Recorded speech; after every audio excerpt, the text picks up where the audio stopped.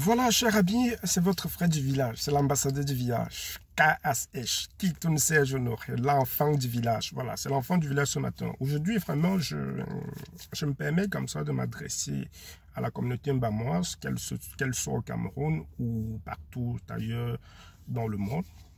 C'est par rapport à notre culture. Notre culture est en train de mourir. Et je pense qu'il n'y a que le Mbamois pour valoriser l'image du Mbam. Personne d'autre ne viendra construire le Mbam à notre place. Personne d'autre ne viendra développer le Mbam à notre place. Personne d'autre ne viendra valoriser la culture mbamoise à notre place.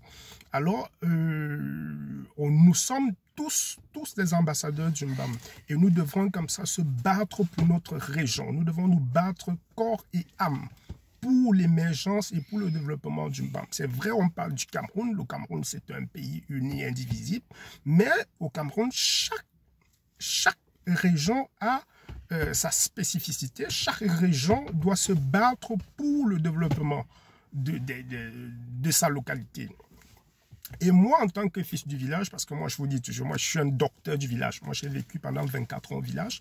J'ai quand même eu la chance de sortir du village, aller à la conquête du monde. Et je me dis que mon devoir en tant que digne fils du village, en tant qu'ambassadeur du monde rural, c'est comme ça de vendre le savoir-faire du village. Alors, moi, j'ai pris contact avec un artisan qui m'a émerveillé, qui transforme vraiment nos écos, que ça soit du pachi, que ça soit de l'iroko, que ça soit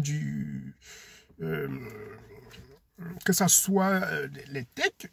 Bref, les essences du Mbam, ils se servent de ces écorces-là vraiment pour faire des beaux vêtements. Et moi, j'ai trouvé ça vraiment très, très, très intéressant. Et je pense que ça reflète un peu l'identité culturelle mbamoise. Donc, c'est pour cette raison que j'invite tous les Mbamois qui ont à cœur le Mbam, de se rapprocher de nous, de nous contacter pour que je vous mette en contact avec cet artisan, pour comme ça vraiment vous procurer cette tenue-là. Ça peut être des jaquettes, ça peut être des chapeaux, ça peut être des chaussures. Et je pense que c'est une occasion comme ça aussi de mettre le savoir-faire mbamois en avant. Donc voilà, si vous êtes vraiment intéressé, je vais vous laisser le lien où vous pouvez vraiment prendre contact avec moi. Je vais vous laisser un numéro WhatsApp. Comme ça, n'hésitez pas à nous contacter, quoi. Vraiment, les tenues sont magnifiques. Rien à dire, rien à dire, rien à dire. Nous ne sommes pas ici pour dire, voilà, pour promouvoir peut-être, voilà, le repris identitaire. Ben non, loin de là. Ici, c'est vraiment de valoriser notre culture ici. Parce que, je vais vous dire quelque chose.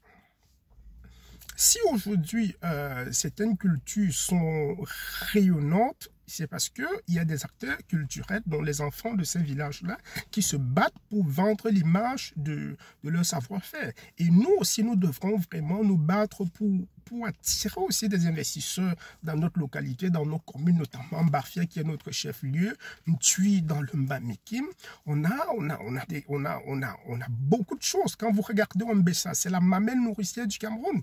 Donc, je pense que ça peut attirer aussi du tourisme. Quand vous regardez, par exemple, le Doniti, sont là-bas, à Guifé, entre Kiki, ça peut attirer. Et si on ne parle pas de ces sites touristiques, si on ne parle pas de notre tenue, notre savoir culinaire, nos valeurs traditionnelles, personne d'autre le fera à notre place.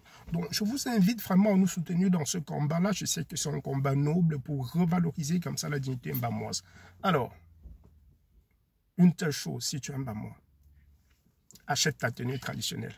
Voilà. C'était votre frère du village. Portez-vous bien. Bon week-end.